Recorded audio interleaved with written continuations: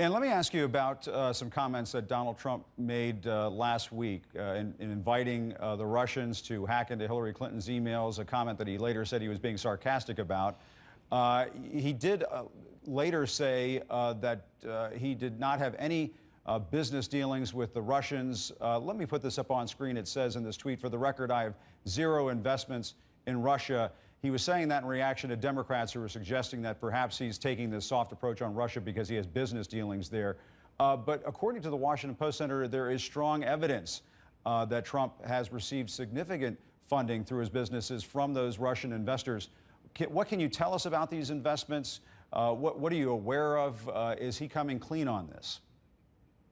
Well, what I want to tell you is that Hillary Clinton left her email system totally vulnerable to a Russian penetration. It's probably clear that they have what was on that system. I have people come up to me all the time and say, well, why don't you, if you want to find out where those 30,000 emails are, why don't you ask the Russians? They're the ones that have them. So she's made a huge error in that. Secondly, this whole problem with Russia is really disastrous for America, for Russia, and for the world. Donald Trump is right. We need to figure out a way to end this cycle of hostility that's putting this country at risk, costing us billions of dollars in defense and creating hostility. But is he right about saying that he has no investments in Russia? Is he right when he says he has no investments? I don't know anything about, look, that's not the big issue for America today, whether that's not the big issue. The big issue is, should we be able to create a new and positive relationship with Russia?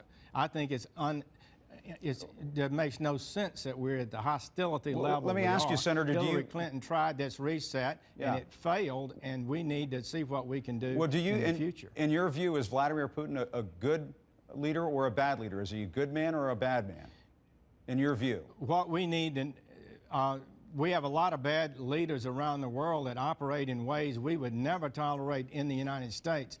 But the question is, can we have a more peaceful, effective relationship with Russia, utilizing interests that are similar in a realistic way to make this world a safer place and get off this dangerous hostility with Russia?